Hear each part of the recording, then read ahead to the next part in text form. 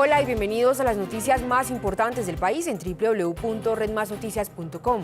La Corte Suprema de Justicia ordenó la libertad del coronel Luis Alfonso Plazas, argumentando que no existen pruebas que lo vinculen con desapariciones en la toma del Palacio de Justicia.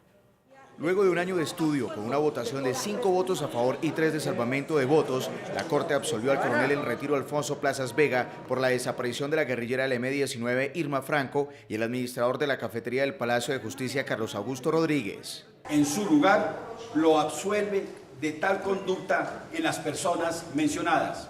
Plazas Vega había sido condenado a 30 años de cárcel por los delitos de desaparición forzada y agravada, hecho que la Corte no logró comprobar con los testimonios presentados. Las declaraciones de Edgar Villamizar Espinel, César Sánchez Cuesta, Tirso Sáenz Acero y Yolanda Santo Domingo, consideradas por el tribunal para proferir la condena, no brindan credibilidad para fundar en ellas una decisión de tal carácter, dadas las inconsistencias de sus testimonios.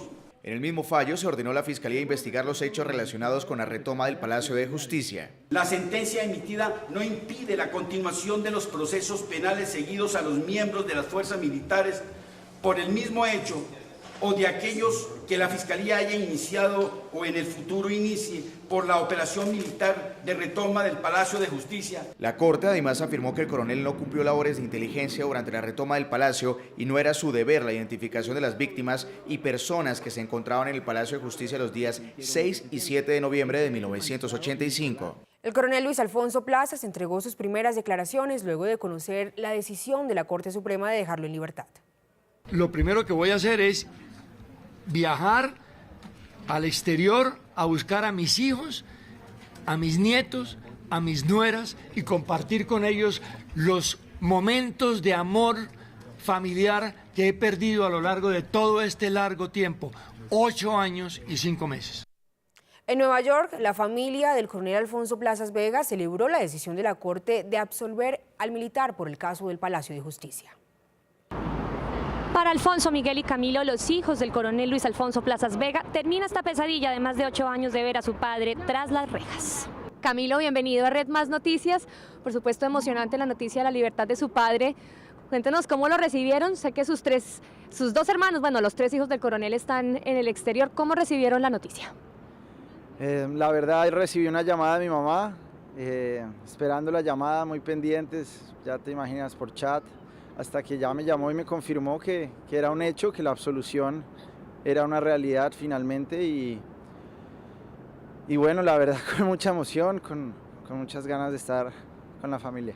Para el hijo menor del coronel Plazas Vega, la pelea por la libertad de su padre fue un tema que asumieron en familia y desde el exterior por miedo a las temidas represalias. Es muy importante lo que acaba de suceder en Colombia, que la Corte Suprema reivindique un poco el sistema judicial colombiano al hacer una decisión como esta y que demuestre que hay muchas falencias, particularmente en las instituciones investigativas, que demuestran que hay muchos errores y lo deja uno pensando en la cantidad de personas a las que les puede estar pasando exactamente lo mismo.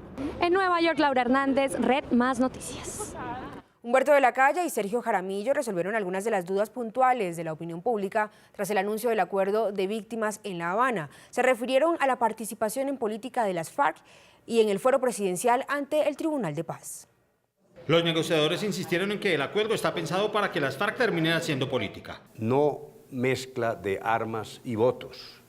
Es mejor que estén echando lengua que echando bala. Se refirieron a la posibilidad de que las FARC hagan política mientras pagan sanciones. La imposición de las sanciones por sí misma no inhabilita para hacer política, pero habrá que decidir primero qué es hacer política. Descartaron que el grupo guerrillero tenga autonomía en las zonas de concentración. El gobierno no está pensando en ningún momento en abrir un espacio en el territorio como ocurrió con el caso del Caguán o también de Ralito. Reiteraron que ningún expresidente comparecerá como responsable ante el Tribunal de Paz. La manera de su juzgamiento es la misma que durante decenas de años ha existido en Colombia, la que contiene la Constitución. Eso no se ha tocado. Aclararon el futuro del tribunal de los militares involucrados en el conflicto. Quedó claro el llamado fuero penitenciario especial en instituciones militares para los militares y policías. Eso quedó a salvo.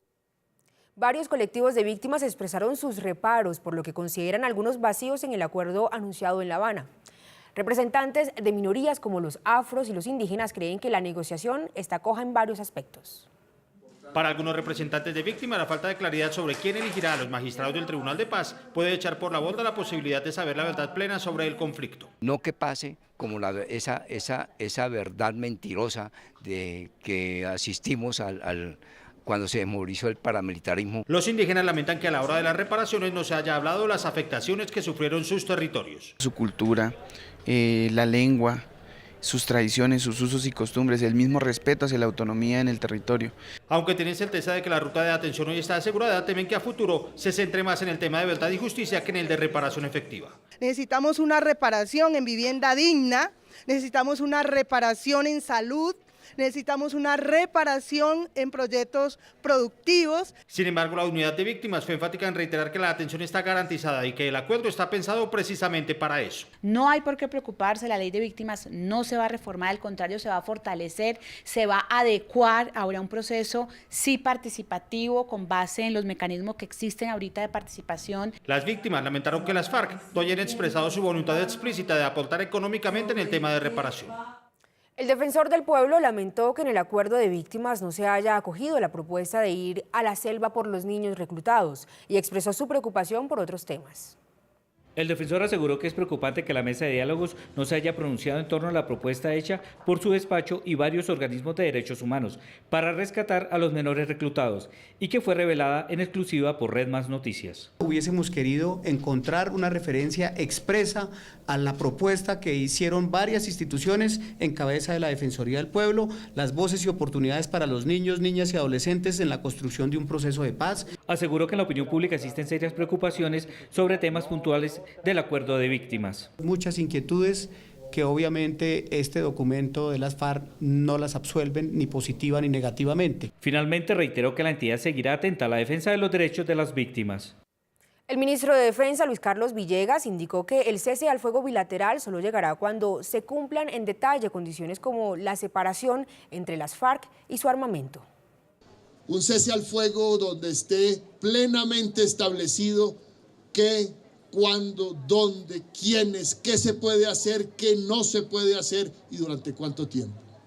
Con el plebiscito aprobado en el Congreso, también quedó claro que los medios de comunicación tendrán que ofrecer espacios para hacer pedagogía sobre los acuerdos de paz.